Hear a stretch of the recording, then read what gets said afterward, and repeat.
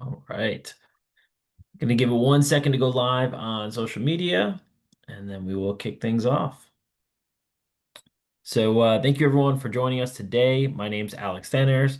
I am your host and very pleased to be joined here by Ian Barkin. Ian is joining us to talk about all things automation, AI, and pretty interesting background from what I was reading on the website. So um, I do want to cover a couple quick housekeeping, our normal kind of what's going on in MSP Initiative world. So I'm going to go ahead and share my one screen here. So first and foremost, probably one I'm most excited about, we are launching the Channel Sports Tour. What does that mean? That means if you like sports, you like to hang out with other MSPs, other business owners and vendors, this is the event for you. If you're a vendor watching this and you're saying that sounds great, reach out. We definitely have some spots open on that. We are bringing this global. So we do have a game in Dublin. It's the first NFL game ever held in Dublin. It's going to be Vikings Steelers. So very excited for that one. It is unfortunate at the same exact time as an Eagles game in Tampa, which we are also hosting. So we'll be at both of those at the same time. Just unfortunately, you won't get George in both cities. Um, if any of these cities are close to you, something you're interested in, we are having a wait list going because we know this is going to be a larger one with a bigger list, so go ahead, register. We're going to start the waiting list at the top. So if you register now, you have a much better chance of joining us at the games. But go ahead, head over to mspinitiative.com, click on the Channel Sports Tour in the banner, and you can head over to that. I do want to touch on a couple other things. The first one is coming up extremely quickly, as in this Tuesday. George and I will be heading over to Dublin, Ireland for the next DattoCon event and our Camden party, which hands down is one of my favorite parties I think we've ever done. It's a brilliant venue. You've got a three-story historic theater with a maybe a little speakeasy in the back. I believe it's the largest screen in Europe. So just a really great setup. That's gonna be happening on Tuesday.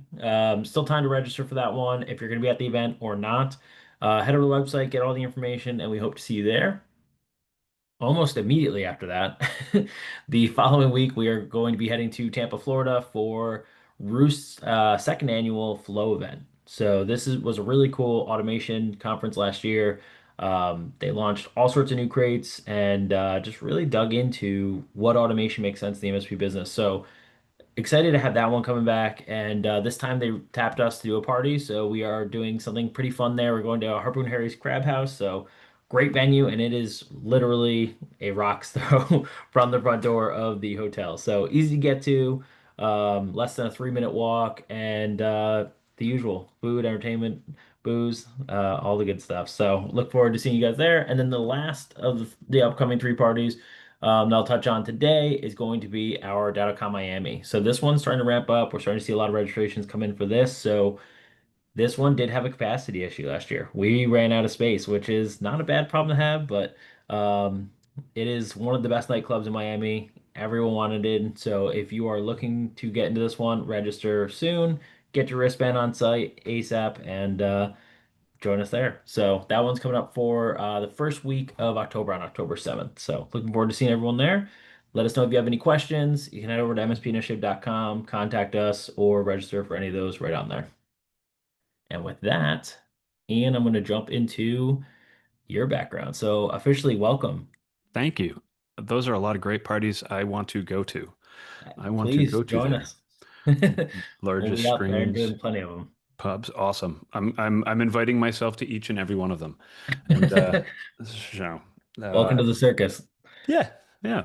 So yeah, great to be on. Let me know where you want me to start. I can give you a bit of background on who I am and I think that's why and generally where. my favorite is hearing everyone's stories. Everyone's got a different path that kind of led them to the SMB IT space. So let's start there. What'd you go to school for? And let's kind of what led you into this automation consulting Yeah. guru space. Yeah, dumb luck. As I'll steal the punchline. Yeah, my career, I usually describe it as having taken a place in sort of three parts, sort of a triptych, if you will. I was in big software implementation roles for a little while as a kid out of college who didn't know what he was doing or why he was doing it. I sort of wanted to just travel the world, I think, and consulting sounded like the way to do that. And as I tell people, I, as a result, got to see all parts of New Jersey during that phase of my career.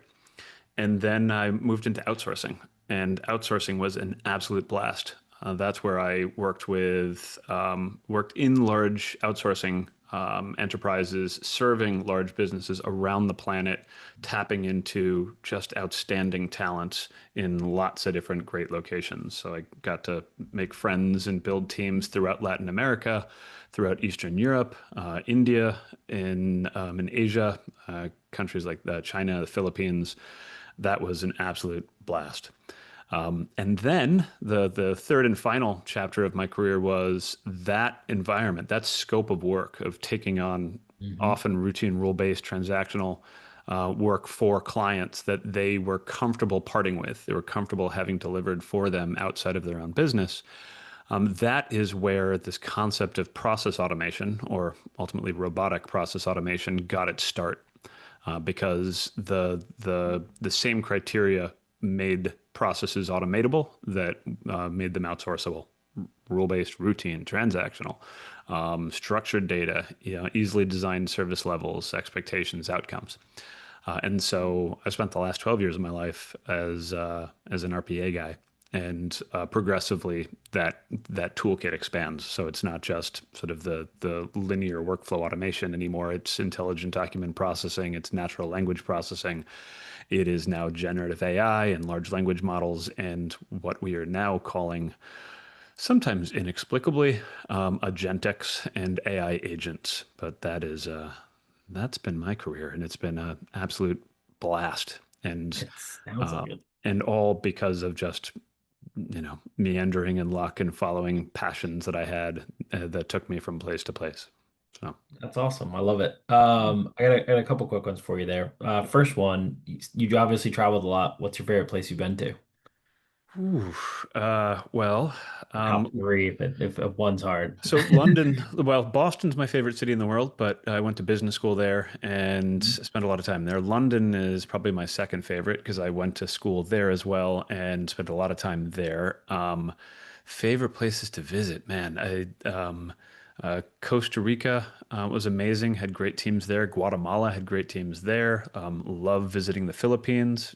I currently have just a world-class team there, and that's always fun to travel to.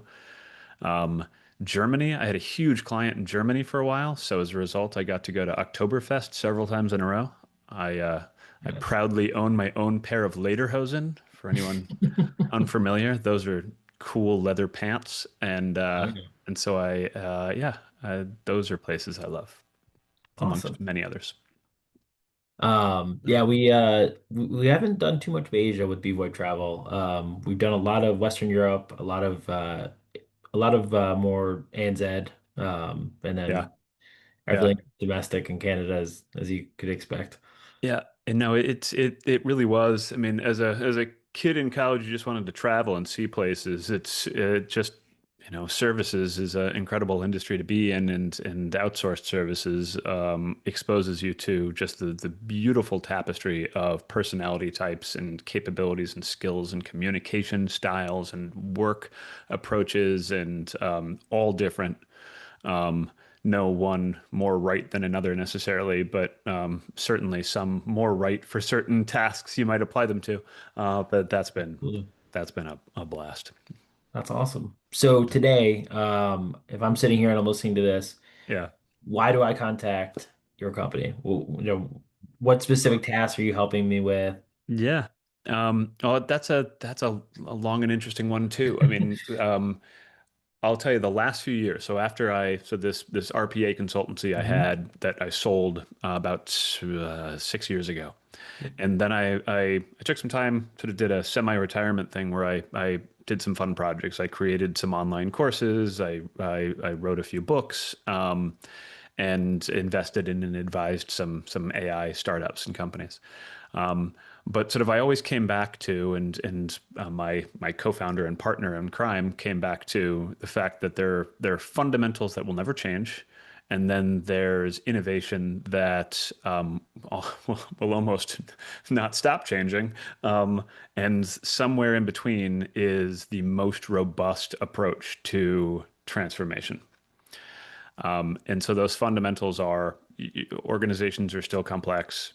People are still people. Systems are still systems. Processes are almost always undocumented and always are inefficient. Um, and so some of what we do is we continue to go back to that passion of global talent. And I've got Hmm. teams in various locations around the world that we find just cool rock stars to help clients to expand their teams and do so, economically efficiently. And then the other side of it is AI, AI, AI. Like everybody needs an AI strategy. Everybody has to have a point of view on it, and everyone has to start to be incorporating that into the way they do things. But if you raced forward at the rate that vendors want you to, in many cases, you're learning, but at the expense of a lot of resource spent and science project conducted, and so there's a balance there where the best of both worlds approach, world-class talent, cutting-edge AI, where, when, and how it's ready is that winning combo. That's what I'm doing now. Awesome. Is I'm Okay. helping companies of all sizes to both drive operational efficiency, save money almost instantly, and incorporate agentics into their ongoing operational strategy. And we're doing it for them because 15 years of my career suggests that you should focus on what you're really good at and um, and hire others, bring in experts to collaborate with where that isn't your day to day, where it's not your bread and butter. Fair. Okay. Yeah. No, I love that. And yeah, I mean, I agree. Obviously, we're seeing it so much in the channel. This AI is skyrocketing, right? If you rewind the clock, Hmm. I think 3 or 4 years, there's maybe a vendor using the word AI in the space. And it's rumbled about, but now it's Yeah. just completely skyrocketed forward where there's, each show, 3, 4, 5 vendors that are Hmm. either AI something in their solution or their entire solution is AI. Yeah. It's pretty incredible to watch. It's incredible. It's also really confusing, and it's very hard for operators, people whose day-to-day job is just to do their day-to-day job, right? To run a business reliably, to serve your clients exceptionally, keep them happy, land new ones. Um, that doesn't give you the time to invest in educating yourself to be able to discern between the marketing BS and what is real, ready, reliable, viable, and valuable to you today. Yep. Um, and so that's why you want to, and if you do go work with partners, make sure that they've got deep domain expertise and they know your shit as well as they know their own, because that's kind of key. You don't just want people who say that they're building AI because AI is shiny. They need to understand you and your world. Um, and yeah, and I think every enterprise just needs partnership. I think they just need help because it's so confusing right now. And Yeah. you just A need little sort of, Wild West. it is the Wild West, which is 12 years ago when we were sort of pioneering the concept of robotic process automation. It felt like you had time. Felt like you Yeah. had time to educate, you had time to run vision workshops, you had time to scan an operation and figure out where the most compelling places to employ this new technology might exist. And then you had time to do a business case, and then you had time to run pilots and proofs of concept. Now it just feels frenetic, where just, I mean, you can't watch a influencer video on any channel without them saying like, I've agentified my entire business and it's a simple like three-step process. All I use is these 75 different tools for all of these different processes, and you're like, you skipped most of the hard. Like there's so much you aren't talking about here, Yeah. and it's getting you a lot of views, but that's not scalable. That's not a sustainable approach. So So I think I know your answer to this one, but what is your take on the argument of AI is going to replace us versus AI is going to assist us?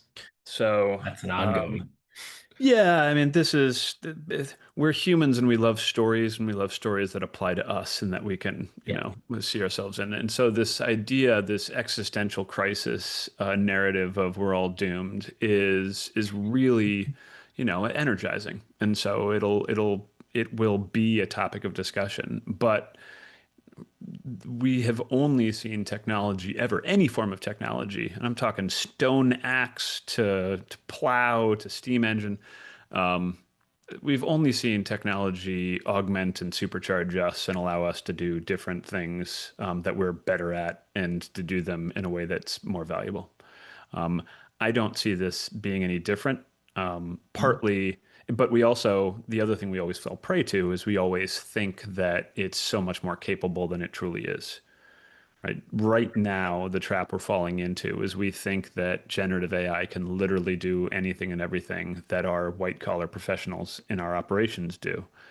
But that's that's a Hollywood narrative. And if you look at the stuff that it is doing, it is without context, it's without sort of soul, without and it's sort of humanity. Um, and it's just it's not. You couldn't run a business by getting rid of your people. Yeah, There is literally, and I guess the way I think about it too is like there's there's no viable solution where your business is only AI, but on the flip side of that, there's no long-term sustainable solution in which your business is only people. fair. So so you need that hybrid.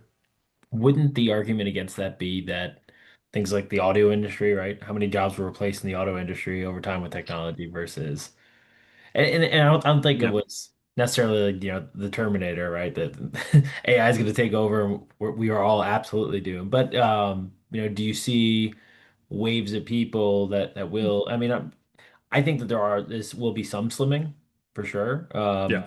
No different than the auto industry, but if well used, right, if well utilized, I mean, people are always resource, right? And so it's kind of where do they move? And obviously, with you having both halves of that business, right, I assumed that that was kind of more the side you were on. Yeah, I mean, it's so just going back over a decade of RPA projects, Mhm. that was a concern every single project for 10 years. It was the discussion I had with every single journalist for 10 years, and I didn't see, and we had hundreds of clients, and we deployed thousands of what we would call agents now. And I never saw a wholesale across the board human removal. Yeah. We always saw human repurposing. There is no scenario in any business where you've got a finite number of things to do, and as soon as you digitize some tasks, you can't think of a new thing for that team to do. Right? Yeah. You've got a wish list that's longer and deeper than any bench of humans you currently have. And so to be able to get to it finally, proactive outreach, better support, better sort of data analysis, better understanding of your target market.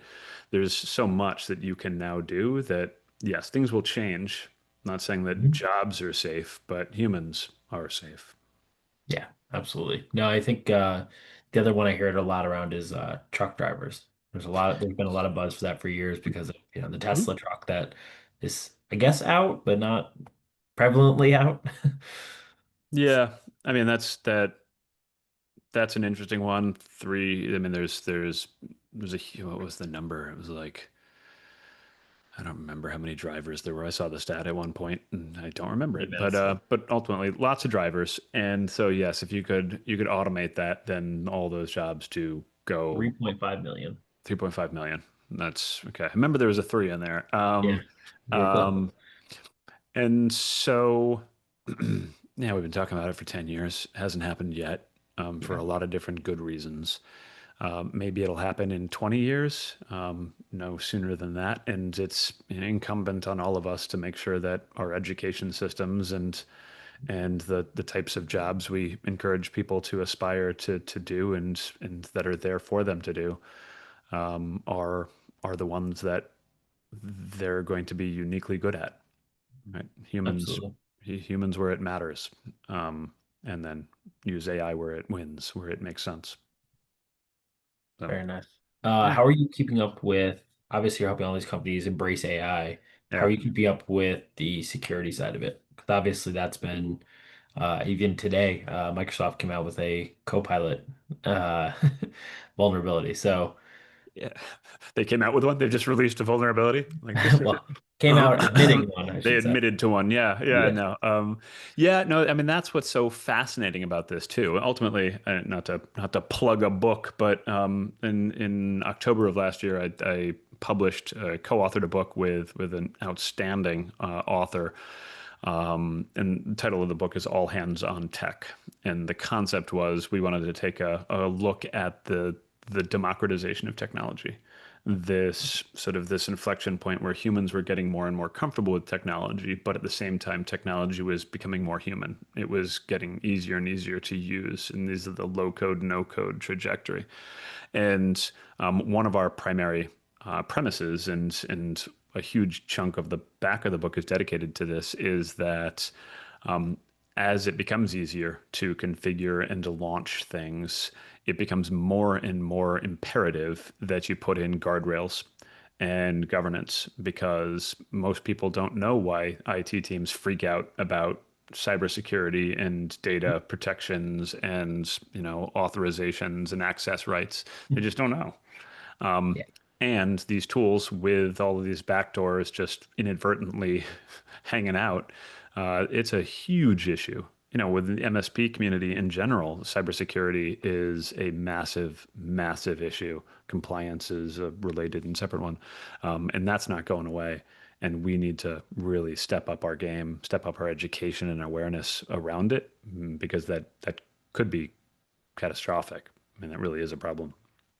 Agreed. Yeah, I actually just dropped your book in the chat there. Yeah, Yes, thank you. no, Uh, please. These um, kind of resources are invaluable. I ones mean, and ones of sales. Yeah, it was a fun project just because again we looked at concepts around citizens. There are three different primary citizens that we talk about: citizen data scientist, citizen automator, and citizen developer. yep. Each slightly different, but somewhat related in that tools to do data analysis and data science are becoming easier and easier. Citizen data science. Citizen automation is all the sort of gaps between things. So the ways that you can sort of emulate work people did. That's kind of like the old RPA and the current RPA. And then Yep. citizen development, which was it's becoming quite a bit easier for people to build their own apps, like full on capabilities because of Yeah. these AI assisted coding tools. And so each one of those citizen realms is now possible. They exist in your business, and so it's imperative that you understand that they're already there and that you do the right things to nurture them, but also um, to create safe spaces and guardrails in which they can be creative and ideate and innovate. You mean like when they first launched OpenAI and you could ask it, couldn't ask it to do malware, but you could ask it to write a tool that would kind of Yeah, create the steps of malware. Yeah. yeah, So I mean, it's great to watch how fast they've caught up though, and how fast they've kind of protected those things. And I mean, you touched on it right there, right? MSPs, it's very hard to keep cybersecurity going, and the number one reason being people. hmm Um, the person that jumps People are the into worst. Yeah, yeah, I know. I person mean, that's in people. ChatGPT trying to Yeah, rewrite their bug report, and next thing you know, it's all hands on deck. right. Well, and then the other thing too, and it always almost always comes down to education, because Yeah. especially with these Gen AI, it's some of it's more nefarious risk and exposure, but some of it's Mhm.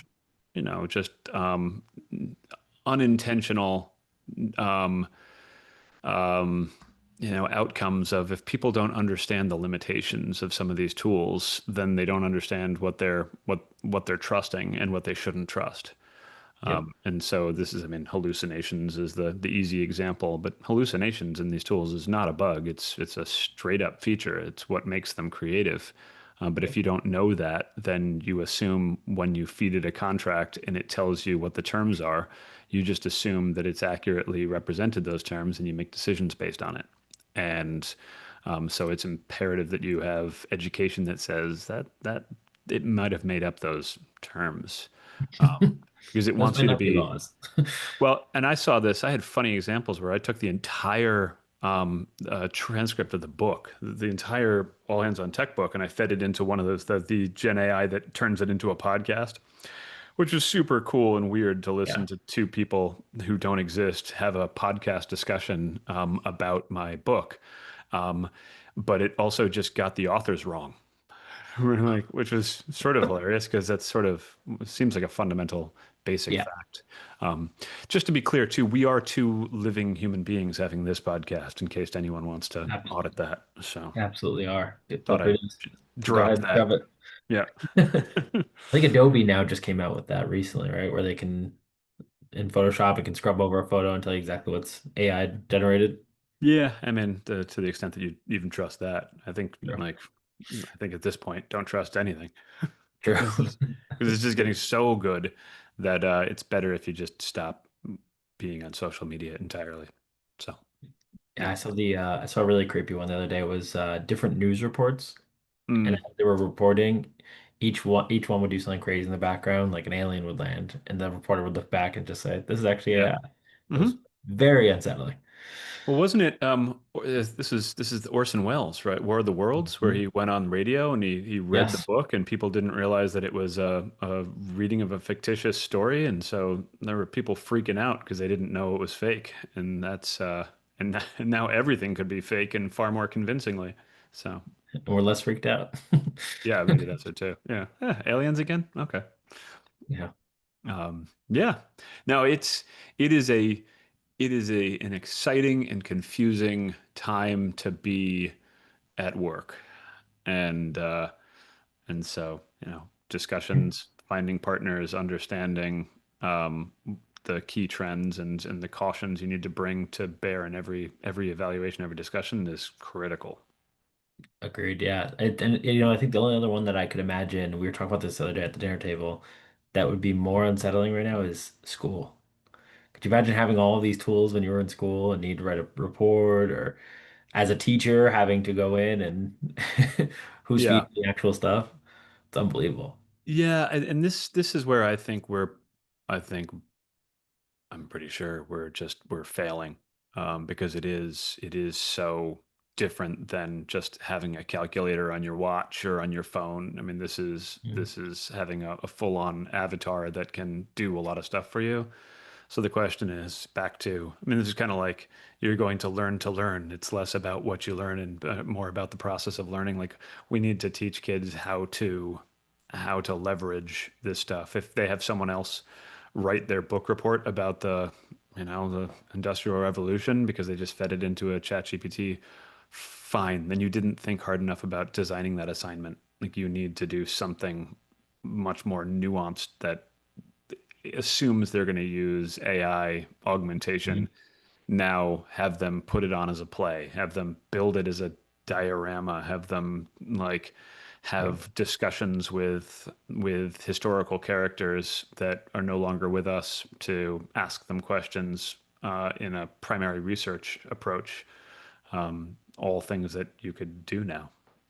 Yeah, no, absolutely. So you touched on MSPs earlier. Obviously, that's Yeah. right.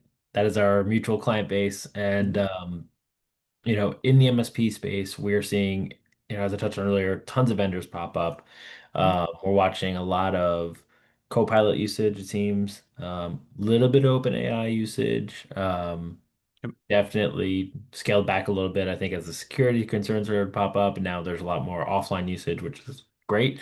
Yeah. Um, what are you seeing the main automations happening in an MSP business today?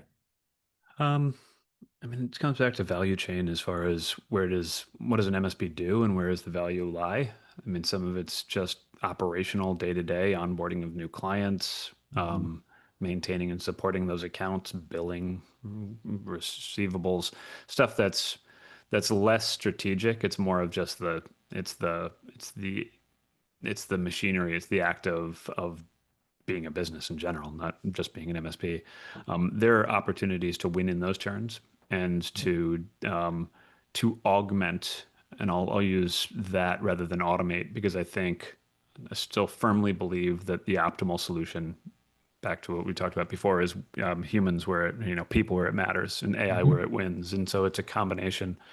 That's what I firmly am backing and investing in is this idea that you should tap into global talent. And so MSPs tend to be more sort of regional and localized. So to some Yeah. extent, it's how do they tap into global talent to support them in doing that.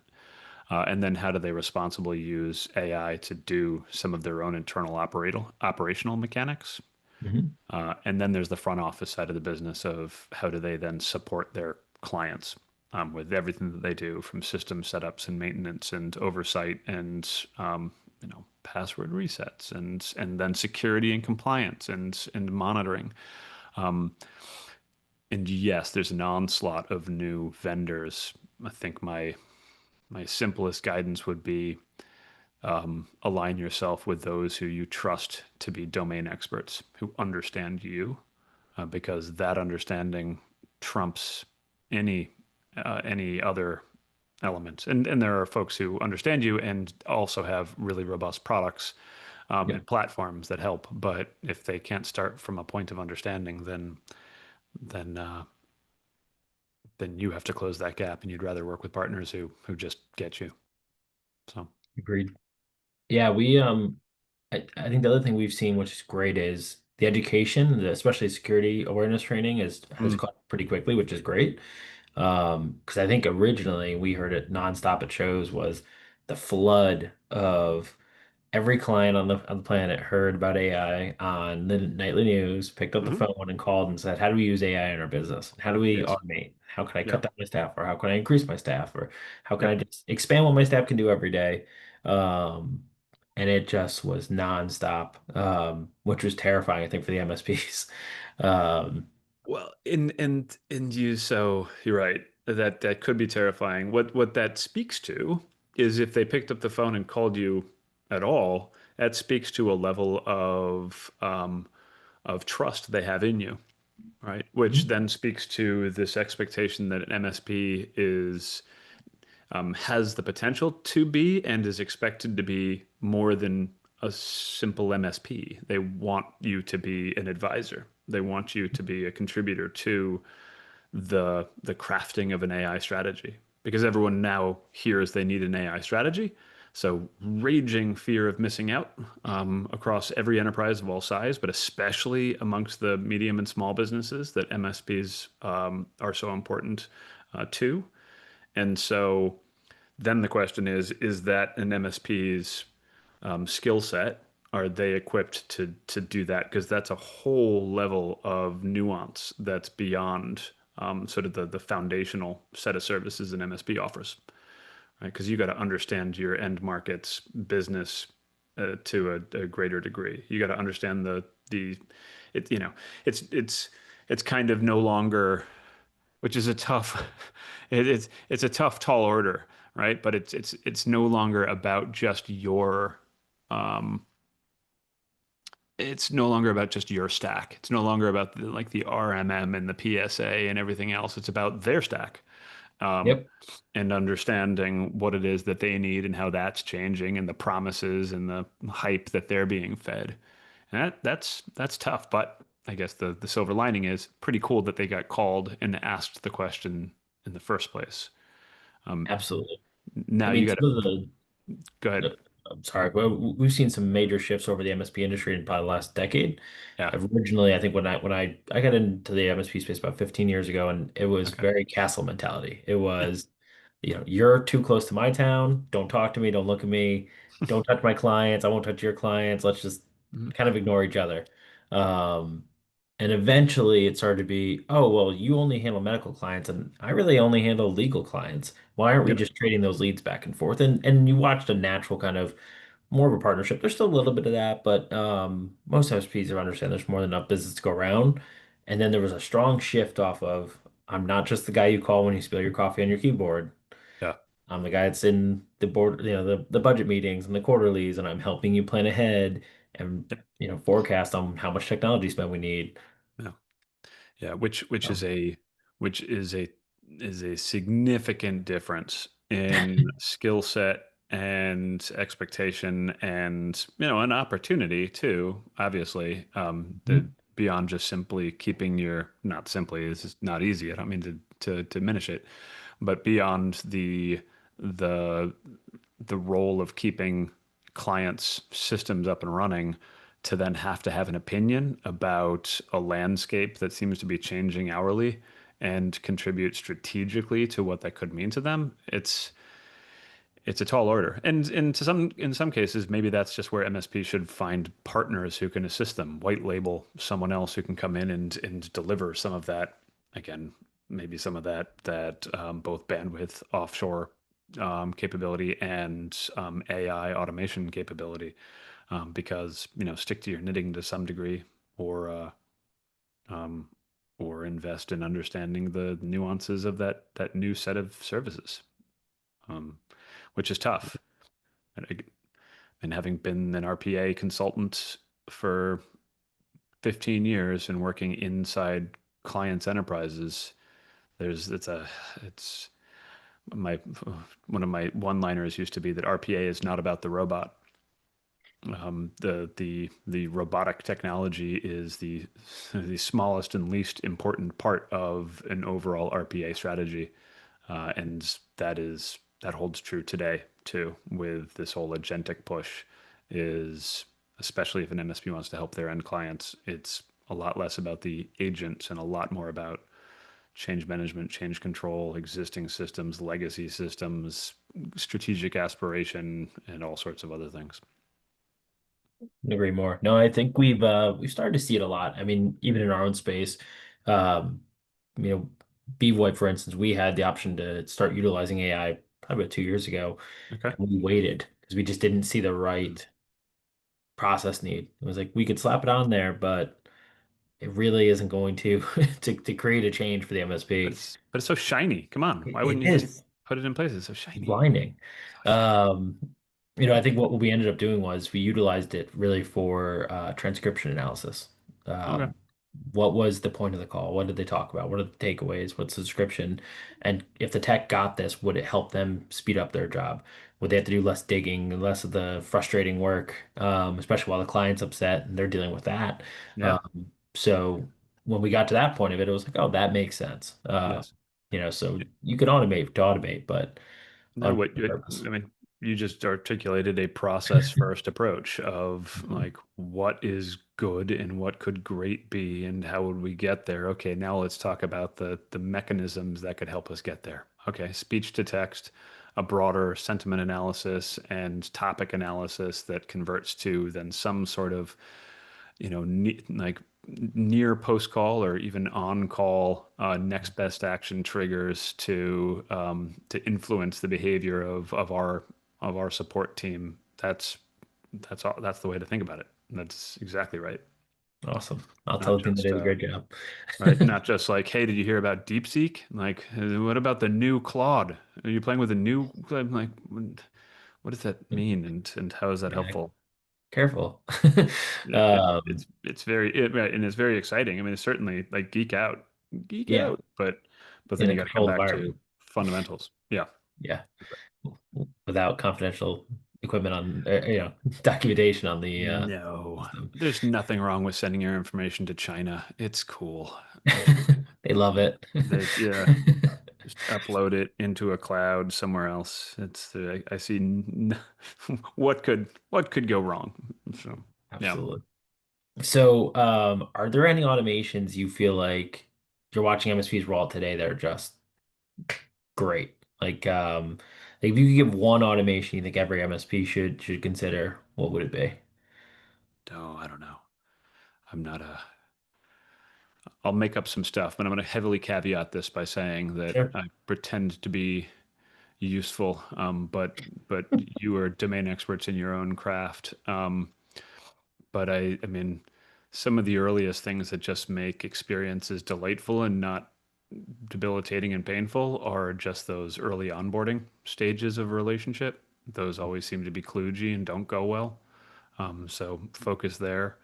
I also think just ongoing relationships that are based on information, useful information and data.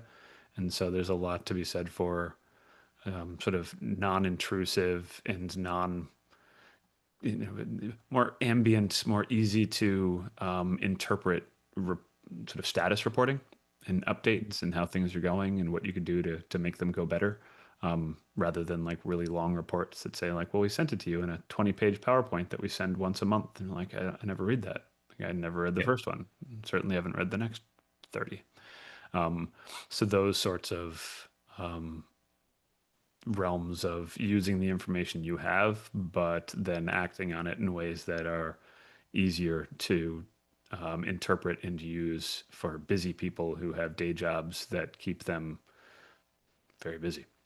So if I'm an MSP and let's say I have a pretty good cybersecurity strategy, I'm using MDR, XDR, right? I've got kind of the whole cyber suite. I probably have a ton of reporting available to me. So Mhm. if I could take all of that and house that somewhere in a to see more, click here, but I'm giving them a nice, concise weekly or monthly, whatever makes most sense. Kind of, hey, here's your security report. We blocked X amount of attacks. Everything, all's first of all is good at the Mhm. top, and then here's everything we did in a very Yeah. summarized form. Yeah, I think so. Because I mean, I nobody reads long reports. Nobody has any time No. anymore. But to so a lot of extra work on something I don't read is one of those tree fell in woods. I wasn't there, so I didn't. I don't care that you spent all that time. So distill it for me. Yeah. So there's that, and then the other one is the the sort of front row insight you get on their operation, Mhm. and this is more, again, this is a combination of insight and strategy and consulting and what you do on a day-to-day basis. But every single small and medium business right now is probably freaking out because they believe they need an AI strategy. They feel like they Mhm. don't have one. And they're not sure where to start. And so, to the extent that you can be a bit of a calm voice in a storm and say, well, we've been watching your business for the last few years.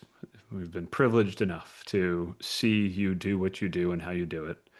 And here are some ways in which we think you can augment and supercharge your great people with automation. Whether the MSP is equipped to do that for them or not, at very least, you're that trusted advisor. And at very most, you develop some of those capabilities and help them. So would you say in most cases your help the MSPs you work with, Mhm. you're working with them internally or you're working with them in developing those strategies for their clients? Um, Latter. Okay. The strategies for clients. I mean, internally there are some great tools, right? There are, I mean, you mentioned you're going to the Flow event, right? Yep. There's some solid tools out there that continue to advance at a rapid pace and develop. Mhm. And again, domain expertise, understand you and your business, understand the environment you operate in, understand the economics of your environment, um, and are working to enable you internally to be more efficient. Like I couldn't trump that if I tried. Fair enough. I would say that the one thing I've watched with that just from a observatory standpoint is Yeah. there are a lot of great tools, right? There's Pia, there's Mhm. Roost, there's ImiBot, there's tons of different, there's Hats AI, there's tons of different good tools out there that are touching in this space in AI. But I Yep. think in some ways it's almost overwhelming. Oh, Does each one have its own kind of specialty area? Is yeah. one of them helping more internal process versus external, right? There's not as much of that strategy out there. Yeah. So I do feel like there's probably a need for that. Yeah, and that's an interesting one just because only constants is change, and it just so happens that change is changing so much faster than change changed before. And you can quote me on Yeah. that. But it's happening so rapidly. And again, back to that, like these influencer posts or LinkedIn, like all these LinkedIn posts where people say like, this is how I've agentified my business. And then it's just got like 18 links to different tools for each thing, and clearly it's just an affiliate marketing thing where they're getting money Yeah. for clicks. I mean that's insane. Like there's just too many pieces. And so yeah, if you want to absolutely optimize from 1 second to the next, and this is where you see it with LLMs, like all of a sudden Claude's faster now OpenAI is faster, and now DeepSeek is now that, like, honestly, like if that's the game you want to play and you want to chase the very fastest, cool. That's then you got to be in an R&D lab somewhere and not tied to the obligations of delivery and customer success. If you just want to get her done, then just know that you're working with a tried and tested set of experts who understand you. And yeah, maybe there are a lot of tools out there, but like you get nowhere by pivoting constantly. And that's Agreed. what's happened in large enterprises that I've seen is just in the RPA days, 10 years ago, 12 years ago, within the first meeting and the third meeting that you'd work with a prospective client, they would have changed tools 3 or 4 different times, often for really just unrelated reasons to the tool itself. Like procurement couldn't buy that last one, but they can buy this one based on the commercial terms that they put together. I'm like, so you're making decisions for all sorts of reasons. And what they had to show for it 2 years later was nothing. They achieved nothing. Whereas if you just settle on the fact that like, is it Honda or Toyota? Like I'm gonna pick one and then I'm gonna drive to work with it every day and not question whether I should have gotten the other one because they both work. They both get me there. Yeah, they're both getting there. And not to, there are distinct and unique differences between every vendor you just named. No Of doubt. course. Um, I happen to know some far better than I know others, but the point is find one you trust that works with you well, that cares about and understands the situation that you're in, and you can't go wrong. Agreed. No, I think they're all great tools and a lot of great people behind them. And I think that you hit on something that's unfortunately rampant in some areas of the MSP space, which is that tool change. I think you should never stick with a tool that's not working for you Mhm. or a relationship that's completely broken down. Yeah, But that's true. at the same point, you know, as a vendor, if I see somebody that's coming to us and oh, what are you using? Well, I'm using this, but I also use 19 of your other competitors. Yeah. That is the biggest red flag. Well, and that's just a tinkerer. Like that's just somebody who's got a raging fear of missing out and is a tinkerer and is, every tool, rightfully so, will tell you that they are the best one. That's what they need to say. And so if you spend most of your time just shopping and then having like buyer's remorse and then shopping again and shopping again, then you don't turn your time to just to doing the hard yard and to actually working on all of the fundamentals of process assessment, process redesign, future state analysis. I mean, this is kind of why, not to make it about myself, but to pivot a little bit, this is why I fundamentally believe our approach is you start with humans delivering and enabling you to prototype what that future state solution looks like and feels like. So Yep. it's not a blueprint, it's actually a business, it's actually getting done. And if you do that with offshore teams, then it's economically efficient.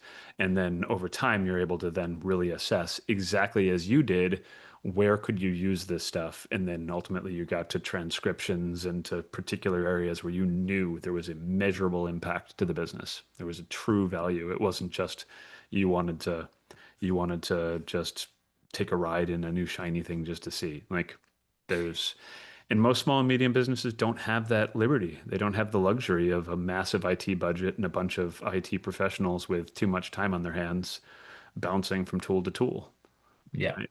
They're facing labor shortages, inflation, uncertain economic environments, and the changing requirements and expectations of their clients, right? That takes the best of your team focused on your clients, automate the rest of it, but do it responsibly. agreed. So we're getting closer to the hour here. So if anyone has any questions, feel free to drop them in the Q&A. We generally will tag all of your LinkedIn. I'll tag your book and everything else back to the post, Mhm. so everyone can Thank get you. a hold of you there. What would be if you had one kind of word of wisdom to leave everyone with? I mean, I think you had a great one in the beginning, right? The kind of automate with a purpose, right? Find somebody who truly understands what you're doing, Mhm. and I think it is hard for MSPs, right? Because you may understand my business internally as an IT person, but you may not understand the construction company or the law office or any other Yeah. many businesses that MSPs support. Um, but is there anything else you'd like to leave kind of the MSPs with? Yeah, I mean, I think that's it's so this this roll up, this new thing that I'm doing, which is really just predicated on 25 years of helping companies with tools that I think, stand the test of time. I mean, the key takeaway is, you know, AI where it wins, humans where it matters, but always better together. They should always there's solutions, hybrid solutions is where you need to be thinking.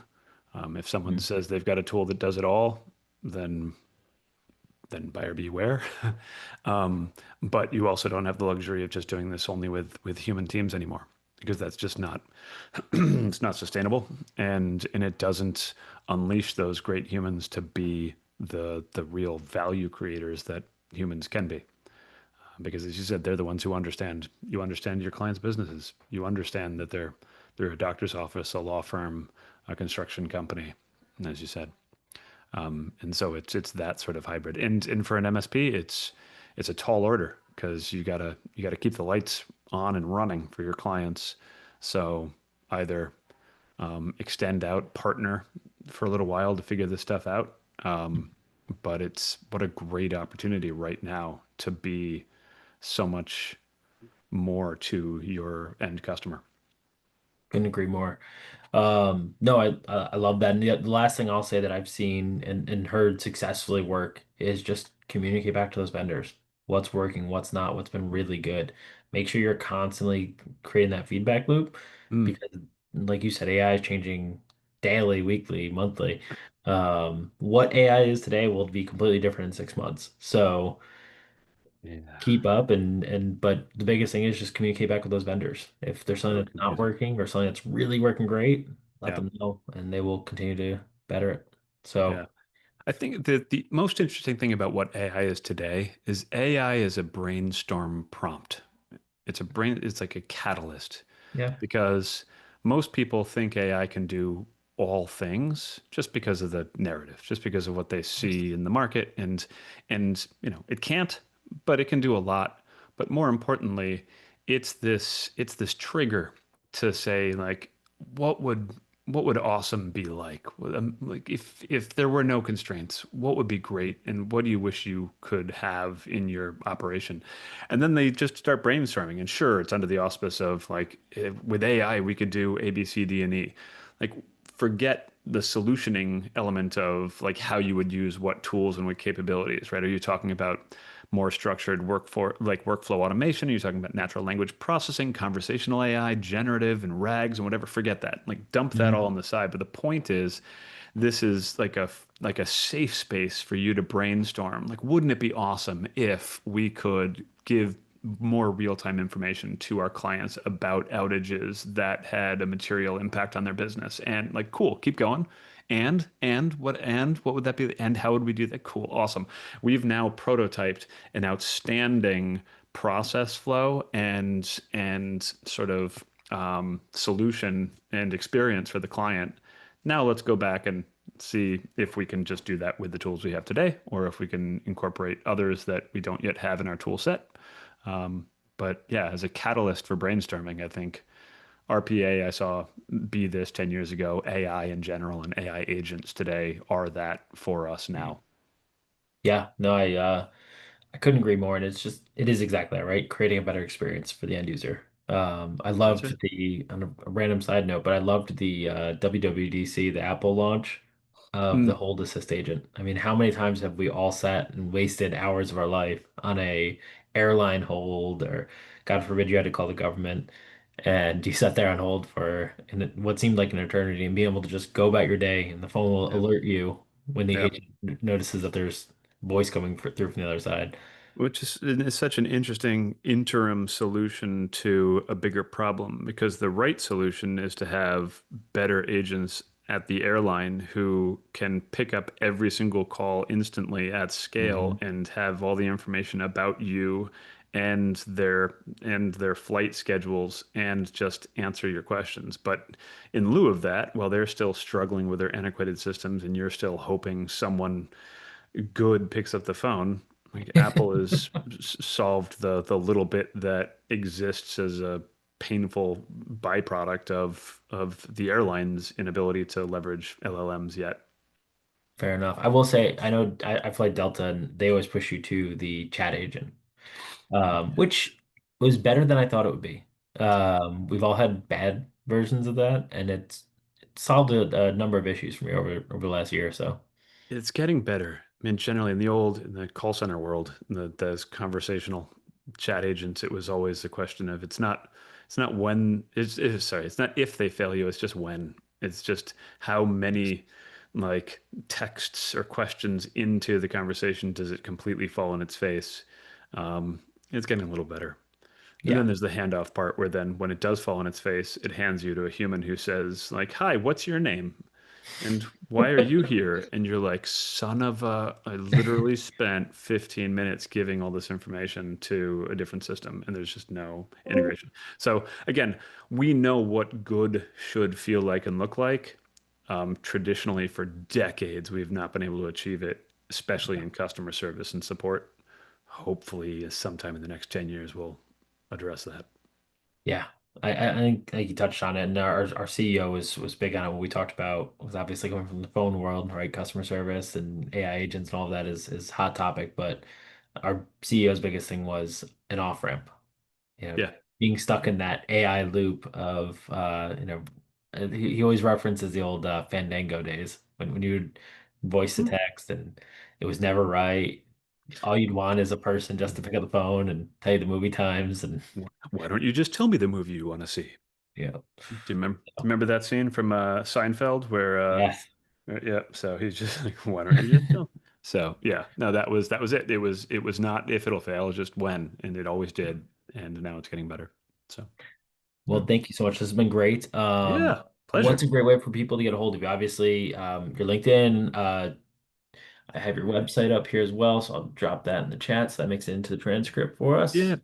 please, and just as a bit of a teaser, I mean, very soon I will be announcing and launching a new brand and a new company name for this multi-agent hybrid best of both worlds solution that I'm Cool. helping clients figure out.